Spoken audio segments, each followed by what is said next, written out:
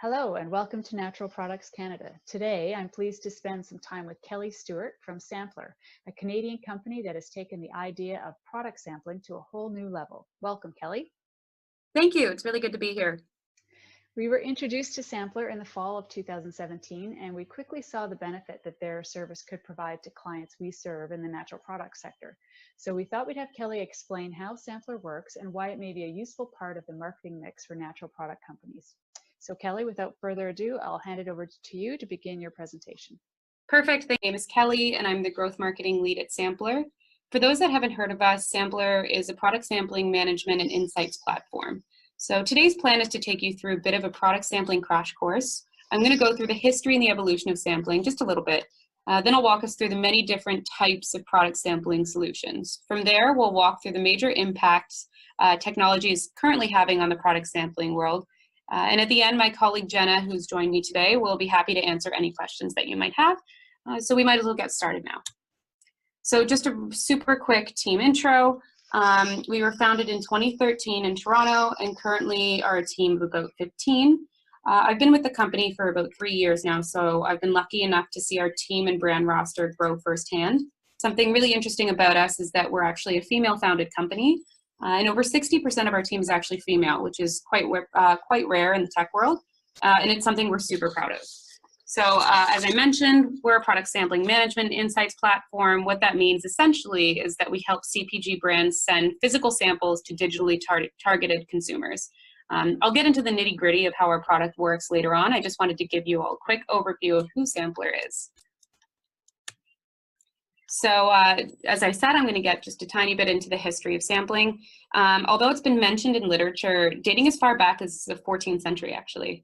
The first notable business owner to offer free samples of their product was a man named Benjamin T. Babbitt, who was a 19th century soap manufacturer.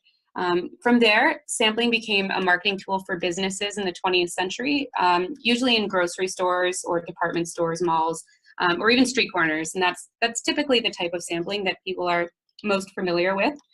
Retail spaces then like Costco made product sampling really a staple in their stores, creating an experience that drew consumers in.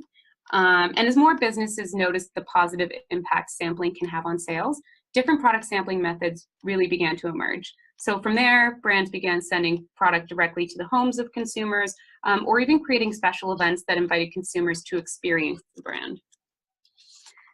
So most recently, product sampling has moved to the digital space, allowing brands to target and track consumers more effectively. According to Opinion Research Corp, I found this great statistic here. On behalf of the United States Postal Service, 62% of those polled said that sampling a product is the most effective way to get them to try a brand. And so I thought I'd include another quick interesting stat here, that according to an Inmark coupon trend report, 95% of samples distributed are untargeted and non-measurable. And so that is really where Sampler came from. Many brands kind of rely on this dump truck sampling strategy, which essentially involves unloading as many samples as possible on untargeted and non-controlled audiences. So for example, handing out samples on a street corner. What I really mean by non-controlled audiences is that they're often freebie hunters, as we call them, that come into play, who will take more than one sample without any real intent to purchase, which really just results in wasted time and money for the brand. Product sampling has historically been difficult to target and measure the impact of a campaign, which kind of left brands thinking that blindly distributing samples to mass audiences with no clear ROI was honestly the best they could hope for, which is really what we set out to change at Sampler. So from there, at the same time, we've seen an explosion in the number of unique consumer segments. So there are just a few examples here of urban millennial, foodies, health-focused. And so finding and connecting with your target audience is getting more and more difficult for brands. From there, I was reading an article in Ad Age recently, actually, that said CPG marketers are now spending more money on digital than they are on traditional ads. And there's been a real digital revolution in the CPG industry that's forced marketing to become increasingly personalized. We've seen the rise of e-com, grocery delivery, et cetera, that all give consumers what they want when they want it. And therefore, that kind of becomes what they expect. So it's harder and harder for brands to maintain that level of personalization for consumers. But the problem is that sampling, for the most part, is pretty stuck in the past. One of the key challenges, as you probably know, that once a consumer samples your product, you lose touch with them the moment they walk away. You have absolutely no idea whether they came back to buy your products, whether they liked it, or even if they tried it. Did they tell their friends about it? You have no idea. And so, as it says here, it can be pretty untargeted. There's very limited insight, low conversion, and it's pretty difficult to track ROI overall. It's also very difficult to scale. Most brands start out in a small geography, and at that stage, it's pretty easy to hire a small number of brand ambassadors and teach them your messaging. You can even pop by the demo to make sure that it's running smoothly. But as you grow the number of stores you enter, it's harder and harder to get the right people who are going to be great representatives of your brand, and it can be a huge challenge to manage this. So this is kind of where digital product sampling comes into play. And many people don't necessarily know what that means, so I figured I'd include just a short definition of what that is. It's considered a new marketing channel, and brands are using it to encourage consumers to buy a product. Digital product sampling helps brands target consumers digitally and deliver physical product samples with detailed analytics and the ability to continue the conversation with the customer past trial. Digital sampling has focused heavily on the data behind sampling, giving brands the ability to target and track their sampling campaigns. So this kind of leaves us with the question of what has changed with the digital age and what new possibilities exist now that didn't before. So again, it brings us to this idea of digital versus traditional. When it comes to the different types of sampling, there's a ton of different types. So the easiest way to break it down, just umbrella terms, is traditional versus digital. Traditional sampling methods like in-store sampling or direct mail are a lot more difficult to track ROI on, but can also have its own strengths as well. So if you're looking to distribute as many samples as possible, you're not really worried about the targeting or who ends up with the sample, or maybe you're looking for a human interaction kind of touch point to your sampling, then traditional sampling might be the right path for you. It just completely depends on your objectives. When it comes to digital sampling, it's all about the targeting and measurability. So thanks to technology, consumers can now leave a virtual footprint of their customer journey, and this allows brands to see exactly who has converted to purchase. There are many different types of solutions that a brand can tap into when it comes to digital, and each method has its pros and cons, which I'll break down in the following slides. But at the end of the day, it's about understanding what fits your objectives. So for digital sampling, I broke it down into the 5 major types of sampling solutions available to brands today, which you can see here. The major categories include fully branded digital sampling, subscription boxes, word-of-mouth sampling, e-com sampling, and sampling networks. So the first one, fully branded digital sampling. If you're looking to integrate digital sampling into your own marketing channels, like your website or Facebook fan page, a self-serve digital sampling solution that allows you to create a fully branded program is likely your best bet. By leveraging a solution like Sampler, brands like Kotex or The Body Shop can have made it possible for their loyal fans to claim a sample of a new product line or even recommend a product they love to a friend. So the real pros here are complete ownership of data, which has been huge for brands. Cons are that it's limited to your existing audience and can become costly once you factor in targeting and shipping.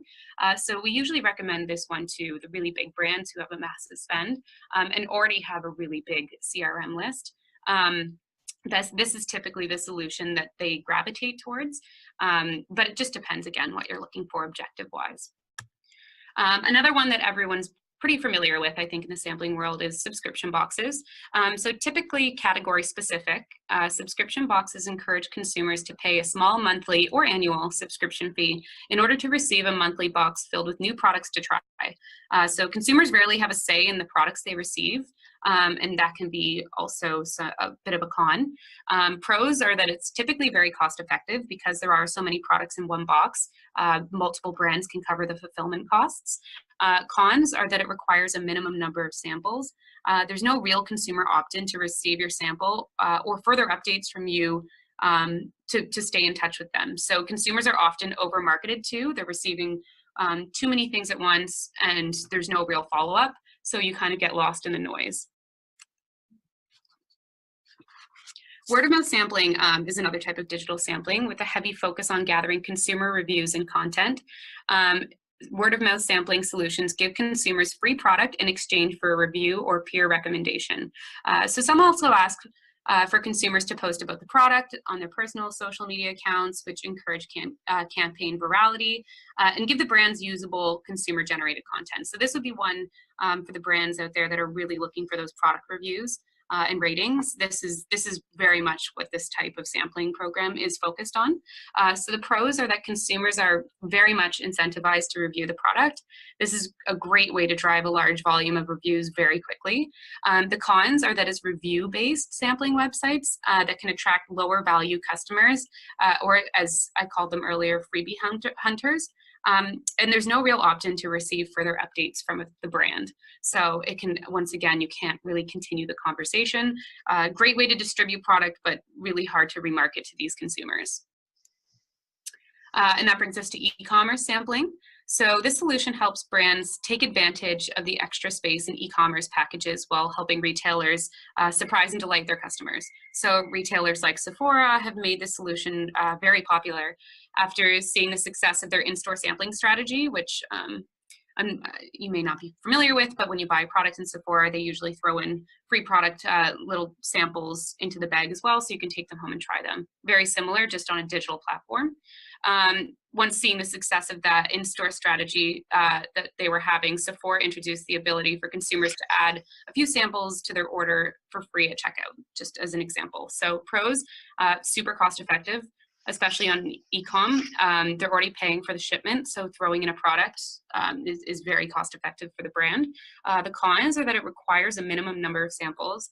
There's no real consumer opt-in for this either, and there's no real opt-in for further updates from the brand as well. Very limited consumer data for targeting and for post analysis. So again, you're still a little blind when it comes to the data and the analytics behind the campaign, but a great way to move samples cost effectively. And then finally, there's sampling network. So if your goal is to reach a large number of hyper-targeted consumers, sampling networks are the best solution. By partnering with online communities and publishers, sampling networks help brands connect with consumers on websites across multiple verticals, including parenting, health and fitness, fashion and beauty, and many more. Using the solution, brands can ensure their sample is only distributed when the network finds a perfect match. Kraft Heinz has seen that network sampling helped them achieve very specific goals, like reaching consumers who buy natural products often. So it's kind of like a dating app, but it lives online and it's for samples. Pros, unlimited targeting parameters, extensive database of consumers, pay per performance, and consumer opt-in for remarketing, all very big pros. And for the cons, it's more expensive because the cost includes shipping direct to home. It is definitely more expensive than some of the other options, but far more targeted and far more data. So then I thought it would be helpful to kind of break down the resources a brand needs to take into consideration when choosing a sampling method. As you can see in the chart here, in-store sampling can seem like the simpler choice for brands, but it actually requires far more resources than digital. From hiring brand ambassadors to uniforms, sampling equipment, scheduling the demo with retailers, the product samples themselves as well as the sales report from the store. There's a lot to consider. Digital sampling typically requires 3 major resources, which include the product samples or free trial coupon, a clearinghouse for in-store follow-up coupons or to drive customers online to repurchase, and then the product images and descriptions. Again, there isn't necessarily a clear-cut winning sampling solution for each brand. It's really dependent on your objectives, and you kind of have to figure out which one suits your brand best. So from there, I kind of thought we should get into calculating the ROI of a sampling program. Whenever you're considering a new form of marketing for your brand, it's really important to have some baseline metrics in place that help you determine if whatever new tactic is right for your business and if they're going to help you grow your business profitability. So hopefully your company is already doing this. If not, my goal in the next few slides is to help you start thinking about that. So basic premise of our ROI calculation is this. You need to figure out how much an average customer is worth to you, and then how much money do you make from them over the lifetime of their relationship with you.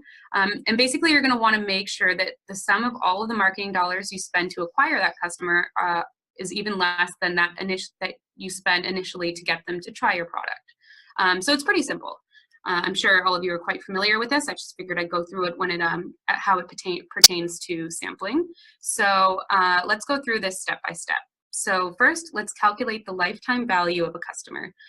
There are a lot of different ways to calculate, and you can look online to find some more information for your specific brand needs, but this is just at the most basic level. So figure out how much an average sale is, how many times a customer will repurchase from you, and how long that relationship will last on average.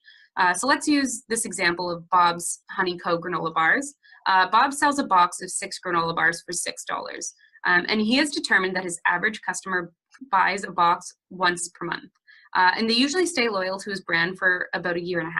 So using the formula above, the lifetime value would be $6 times 12 purchases times 1.5 years, which equals to $108. So the lifetime value of an average customer is $108. So now you know that your cost of acquisition, the amount of money you're spending to get the customer to purchase your product, should be less than $108. But you also need to take into account your costs. So really simply here, if your gross margin is 40%, you'll want to apply that here so that the total amount of this granola bar company should spend to acquire a profitable customer is about $43. So that would be the sum of all the different types of marketing that they spend money on. So we know the cost of a targeted trial should be even less than that. In fact, we want to minimize that as much as possible. So from having worked with hundreds of brands, we've seen that most brands spend at least $200 to run a 4-hour in-store demo. So now the tricky part is calculating the cost of a targeted trial for an in-store demo. You'll need to determine how many customers bought your product based on having tried it that day, as well as how many showed a lot of interest and said they would come back another day to purchase. As you probably know, there can be a lot of variability in results with in-store demos.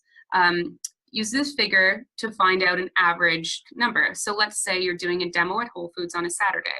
It's a really great day and you have lots of customers stopping by your demo. Let's say you get 50 targeted trials that day.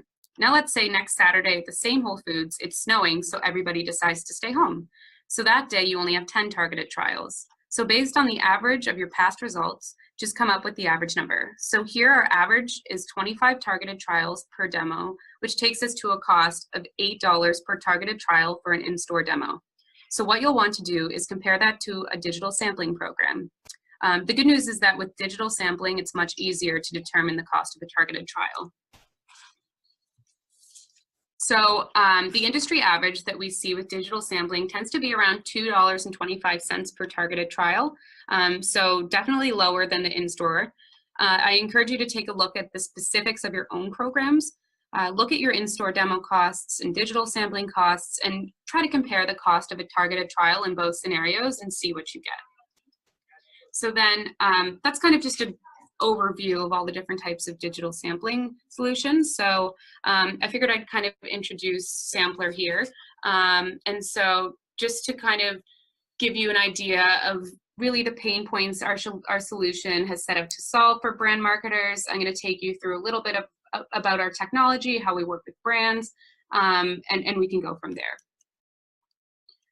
So again, to give you an idea of what we're all about, our big mission when Sampler first began, and to be honest, it still really is our big mission today, is to help make product sampling more targeted and measurable for brands. To us, we saw traditional sampling as being untargeted, lacking in insights, very little opportunity to remarket to consumers, and nearly impossible to track ROI.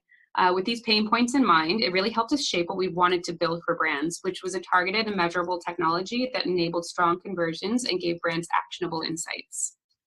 So another major pain point that we wanted to solve was the fact that there are so many factors for brands that go into running one sampling program. It can be super overwhelming to try and handle each piece of the sampling puzzle independently. So we set out to make an end-to-end digital sampling technology. What I mean by end-to-end is that our technology handles everything from activation and targeting to shipping and measuring. So as you can see, here's kind of the circle of everything we handle. We activate and incentivize consumers. We target very specific niche audiences. We allow them to opt in and select the samples they actually want to have. We ship right to home, remarket to them, and then are able to measure the whole campaign from start to finish. Which brings us to the sampler exchange. We knew that brands wanted to reach new consumers and we wanted to help. So it kind of got us thinking, where can we find consumers associated to niche interests like wellness or beauty or fitness that would be interested in sampling? So this led us to partnering with major publishers across North America. The best way to think of us is kind of like an ad exchange, but for samples. We help brands tap into publisher audiences and target niche consumers to ensure they're getting product into the right hands. So you may be wondering exactly how we do this. Sampler works with a publisher like Bundu here, for example. They're a mommy publisher, so they work with family content and things like that. We work with Bundu to create an embedded widget that lives on their website. So Bundu will then promote the sampling program through their marketing channels, such as email, to entice readers to sign up. Once a user clicks to sign up, they are asked qualifying questions in order to build their Bundu sampling profile. And then Sampler works with brands to decide the qualifying questions beforehand so that consumers are only shown a brand's products offer if they fall into the target demographic decided beforehand. So for example, if you're a hair care brand trying to distribute curl enhancing shampoos, we can add a question that focuses on hair texture, and only those that answer yes to having curly hair will see the offer. And so this, prior to a sampling program, we'll work with brands to decide who their target demographic is.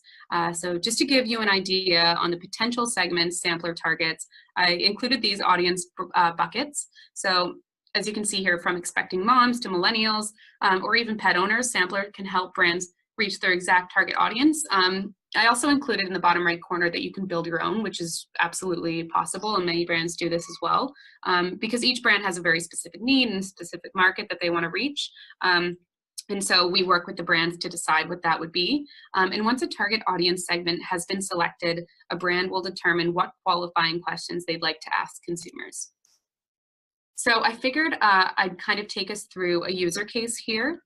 So I put together what profiles we can access through the publishers and the type of targeting a brand may opt for. So as you can see here, we can reach Rosetta Florence through our partnership with Bundu, and it fits right into the brand's target of women aged 18 to 35 who are expecting new moms.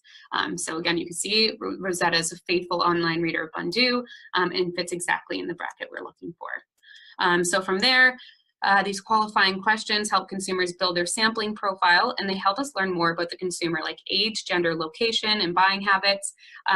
We also ask how many children they have, if they have any children, etc.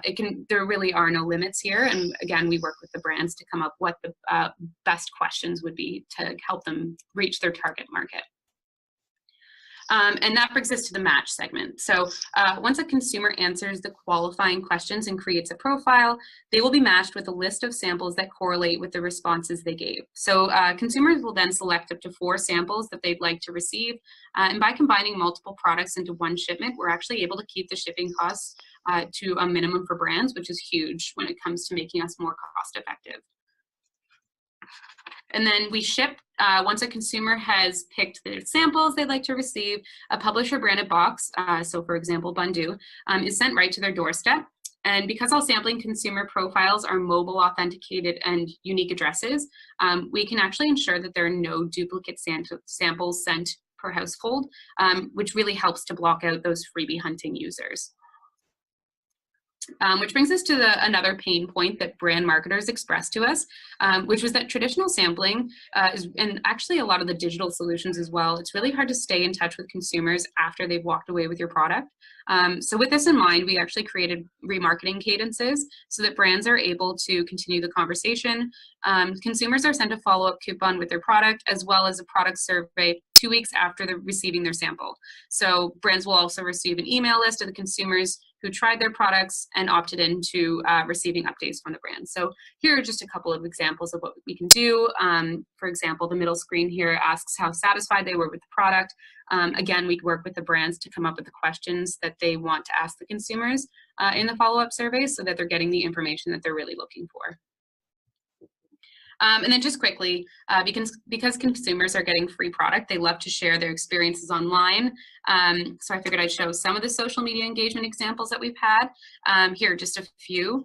And these are just showing how excited consumers get about receiving these products at home. And then going on our example of Rosetta Florence, I thought I'd include just a quick profile to show the type of insights brands can get from digital sampling. So as you can see here, we now know Rosetta's age, location, marital status, sampling history, shopping habits, go-to publications, and so much more.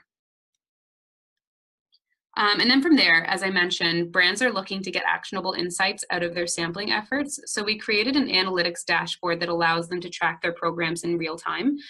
So anything from claim rates to survey results, brands are able to log into their account and see what's going on. And then I figured I'd just include some of the partners we've worked with. We work with brands of all sizes because our cost model is on a cost per sample basis. So whether you wanted to distribute 200 samples or 200,000 samples, we have a solution that works for you as a brand. And so here are just a few of them, as I said, the Unilevers of the world, but also Dapple or Oasis, Explore Cuisine, a lot of these really great niche brands who are having trouble finding their target audiences. And we were able to help them do that through the exchange.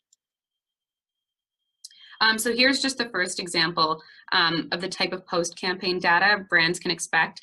So for example, in this one, it's about purchase intent, who was likely or very likely to repurchase, and how many were new to this category.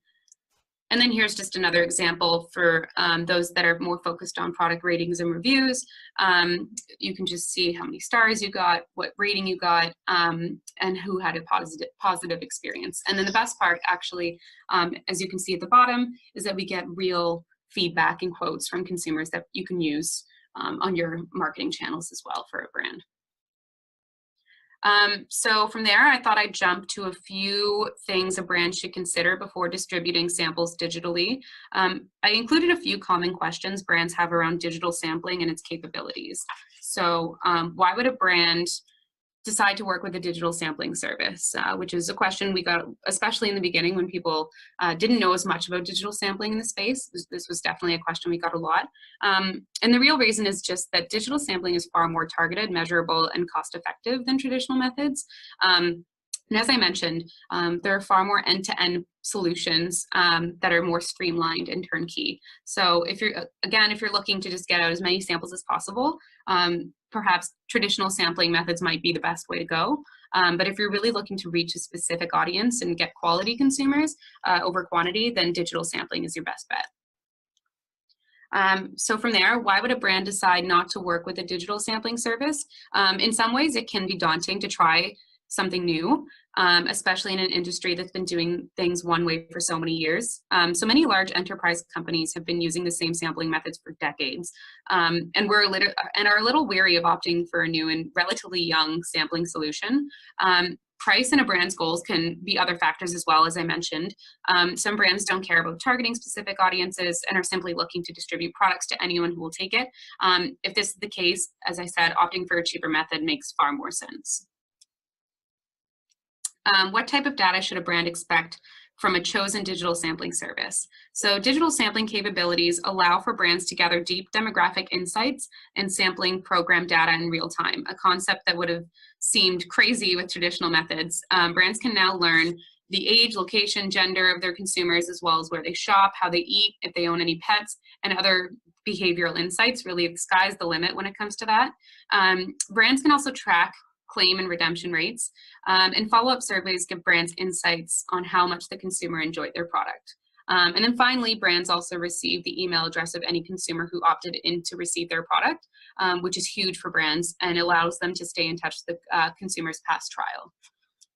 So that's all I've got today. I don't know if there are any questions. That was great. Thank you. I have lots of questions. First of all, interesting to see some of those partners at the end there. So if somebody as big as Kraft and Unilever is taking this approach, it's a pretty big endorsement, because obviously they have huge marketing teams and really can look at data. And if they know that this is effective, that's great. That small companies can also use it as well. I did have some questions about, I think it was around slides 15 and 16 and 17, you were talking about the different kinds of sort of online sampling. And I wondered if you could go back to those and just kind of explain a little bit how you guys are different than those ones. Sure, definitely. So we have two models. We're essentially the fully branded digital sampling, which we do, as I said, with the Unilevers of the world. They tend to embed our technology onto their own websites and then just use their own marketing channels. So email, social, etc., to get the word out, because their audience is huge. That's been great for them because we're more of a white label approach, and it really makes them look innovative, and they get complete ownership of the data. So that's been great for them, creates this really interactive and engaging experience that drives e-com traffic and also boosts engagement. We realize that's not the most fitting one for perhaps niche brands that are looking for new audiences and to reach new consumers. So we also have our second product, which is the sampling network, which is the one I discussed that we partner with publishers, which was quite unique to a lot of the other digital solutions.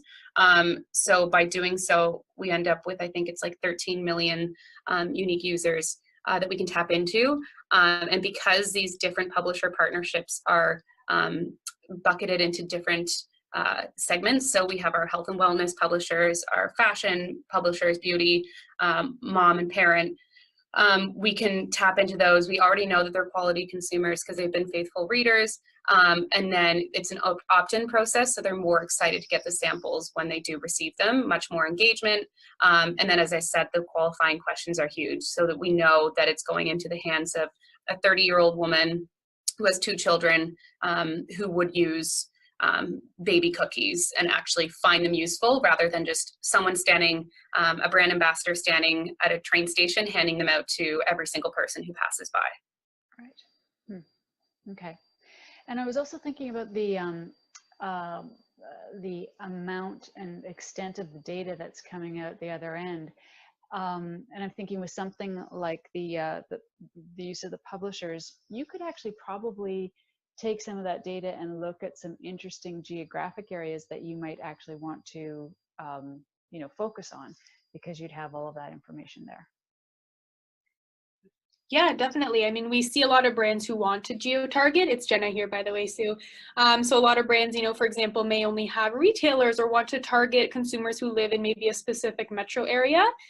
So by geo-targeting, we're definitely able to dive a bit deeper in those consumers who live in a specific area. Mm-hmm.